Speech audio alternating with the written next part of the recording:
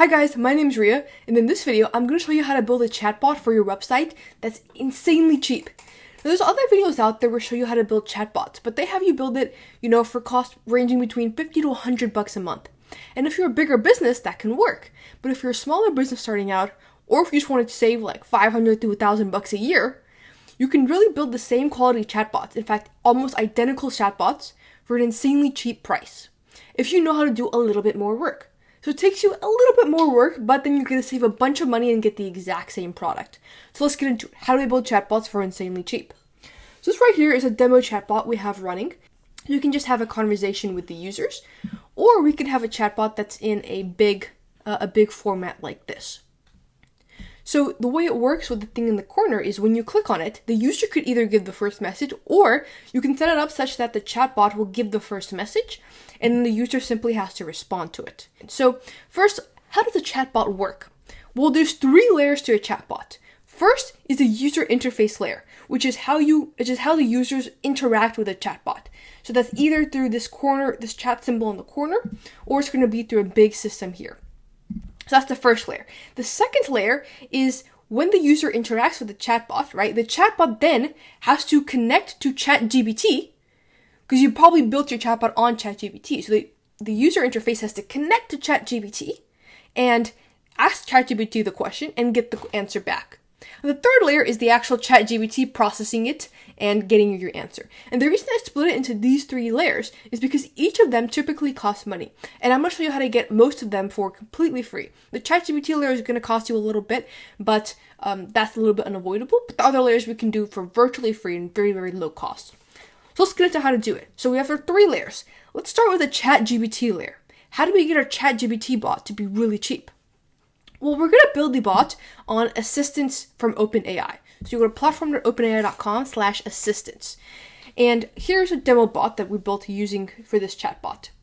So when we have our assistant, we're going to have our assistant ID here that we're going to use in a second. So when you create your assistant, make sure to keep this safe. Then we're going to have a model, which is several different options you can choose for. Now, currently I'm using GPT-4, but you could really use GPT 3.5 Turbo, one of these 2 options here. And why do I recommend using 3.5 Turbo? Well, 3.5 Turbo will be like 80 to 90% of the same quality as GPT-4 for most use cases. For the majority of use cases, 3.5 will be basically the same. And it's significantly cheaper. So what do I mean by significantly cheaper? Well, if we go to the pricing and we look at GPT-4, normal GPT-4, not Turbo, this is basically the cost. 3 cents per 1,000 tokens, and tokens is the number of characters read in and the number of characters outputted. So inputted means number of characters that the user gives, output means number of characters that ChatGPT comes up with. So it's 3 cents per 1,000 tokens input and 6 cents per 1,000 tokens output. Now if we look at 3.5 Turbo, it's 0.1 cent and 0.2 cents. So it really is like less than 10%. In fact, it's about 3% of the cost of GPT-4. My biggest cost when doing these chatbots, because I virtually got the other 2 prices to basically 0, my biggest cost is these. When people start interacting with the chatbots, your price can really go up to like, $10 to $50 a month just from very few interactions, just from 3 to 5 people using it if you're using GPT-4. So that's why if you use GPT 3.5 Turbo, you can keep the cost like under $10 a month and have 50 to 100 people using the bots. So that's why using GPT 3.5 might be a good starting point. Now, another thing to keep in mind for using the assistants is there's 3 things here: function, code interpreter, and retrieval. So retrieval basically means that it's reading off a database that you provided. Now, as you can see from the pricing, retrieval costs 20 cents per gigabyte per assistant per day. It's free for right now, but it will start costing starting January 12th. So 20 cents per gigabyte per assistant per day, well, if you look at 20 cents per day, let's just say you're using 1 gigabyte. 20 cents per day will be $72 a year. Is that too bad to use? No, it's not super expensive, but we're trying to be as cheap as possible in this video. So how do we get rid of this 20 cents per day? Well, one thing you can actually do is because you can put a lot of text here. I actually put all the frequently asked questions in all the text documents I wanted it to use because I didn't have too much information. I put it straight into the instructions. And that ways, I don't have to put a code base, so there is no retrieval. And so the retrieval cost goes down to 0. So that is how you get the GPT layer to be super duper cheap. Now, the next layer is, let's talk about the first layer, which is where am I getting, who's hosting this bot here and who set up this chat symbol here? And that is going to be something called a Botpress. So Botpress is 100% free. So if you look at Botpress pricing right here, for 5 bots, it's completely free. 2,000 bot invocations per month. That means connecting with bots and chatting with bots. $5 of AI credit. We're actually not going to be using this because we're going to be connecting with ChatGPT directly. So really, within 5 bots, it's 100% free.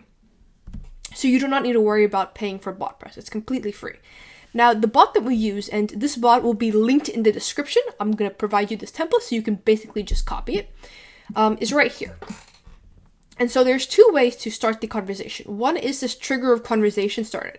And that trigger basically is someone pressing this button right there. That'll trigger the conversation. Started. What happens when the conversation starts? Well, there's several things you need to do. First, we're going to connect to the ChatGPT bot, and this will make sense in a second when I talk about the second layer, which is repel.it, which will show you how we connect to our bot. But essentially, we're going to connect to our bot, and then we're going to start it. And I'll explain how we do that in a second. Then we're going to get the first message from our bot. So if you want your bot to give the first message, you do this. If you don't, you can simply delete these 2 items here. If you delete these 2 items here, the user will then give the first message. But if you want your bot to give the first message, you're going to keep these 2. So currently, the bot gets the first message, and then this is going to write the first message. So it writes it out to the user. Then it waits for the user to respond. So once it saves this user response, you're then going to connect to your bot again, provide that message to your bot, and your bot will respond once again. So again, this is where we're going to connect to our bot from. I'll explain this line in a second. Don't worry about it. I'll explain these 2 in a minute. Don't worry about these now. But all you have to know is that what it's doing is this is basically the user response. It's giving this user this is the user response. It's giving the user response to the bot, and then the bot is responding with a response. And what it's doing is it's saving that response in the next message for your bot, and then it's displaying that next message as text to the user, and it's waiting for the user's input. Once we get the user input, we then repeat. So user gives input, we send that input to the bot responds, user gives input, and repeat. Okay, now what's our final layer? The final layer is that middle layer, which is repel.it, which is how we're going to connect Botpress to our actual bot. So we think about pricing of repel.it.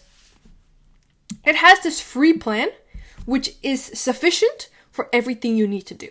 Now, the thing is, you need to deploy your bot, and deploys cost a little bit, but as you can see, it's insanely cheap.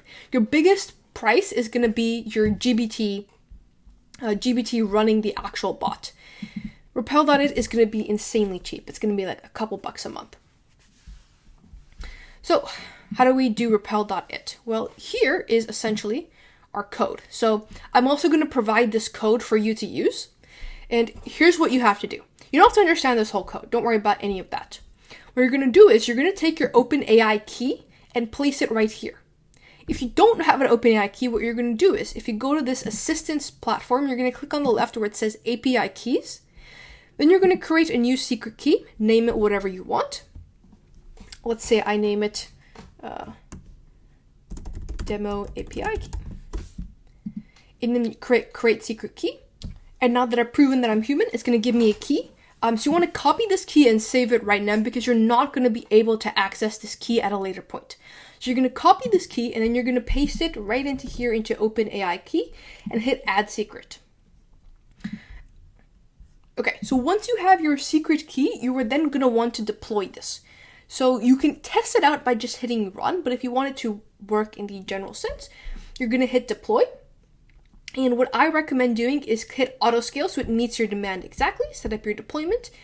You can probably do with like 1 or 2 machines, because you're probably not going to have more than 22 people using it at a particular point in time, and then hit approve. Now, let's just approve this, and then you're going to hit deploy. Okay, so once you do that, it's going to be running. Now, one thing that you have to do is, if we just run this, cool. If you run this, is going to give you a web view, and what we're going to do is we're going to click new tab, so it's going to open this in a new tab. And then we're going to take this link and we're going to use it in our Botpress. So we're going to use it in a few places. First, here, performing GET request. What you're going to do is you're going to want to change this. You're going to want to paste your URL in here. So just paste the URL and then do /start. So that's going to be the first thing. And then the next thing is, again, when you do, you're going to go to this next one, conducts this post request. And in the second place, you're going to change it to your URL /chat. Okay, so you're going to change it in those 2 places, and that's it. The last thing you want to change is under variables. Don't worry about next message and thread ID. When your bot runs, it'll set these 2, but you need to set up your assistant ID. So you're going to click edit variable, additional settings, and you're going to set the default value to be your assistant. So when we go under assistants, we have our demo bot. We're going to copy this assistant ID here, and we're going to put it under default value, hit save, and that is going to run our assistant in the background. So you're going to test out your bot by typing hi or something here to test out your bot, and then you're going to hit publish. Then once you hit publish, if you want to get the exact same visualization here where the chatbot looks like this, we have a style sheet that we already built. So under details, you're going to hit integration, and you're going to browse in Hub and add a web chat as an integration. You can then name your bot. You can give it a description. So the name shows up as this first line. Here's a description. And then if you want to change what it says down here, so instead of chat with Veronica, if you want to make it say something else, you can simply change the composer's chat holder. And then to make it look like ours did, you're going to use this child sheet URL that I've created. Again, it'll be available for free in the description to connect it. So that's it. That's the bot, and you've seen the final product. You can have a discussion with it. You can say, sure, I want to chat with you. And you'll have a little bit back and forth. So while that's answering, let's again summarize what we have. We first have the base layer, which is Botpress, which is going to create our bot on. The template's for free in the description.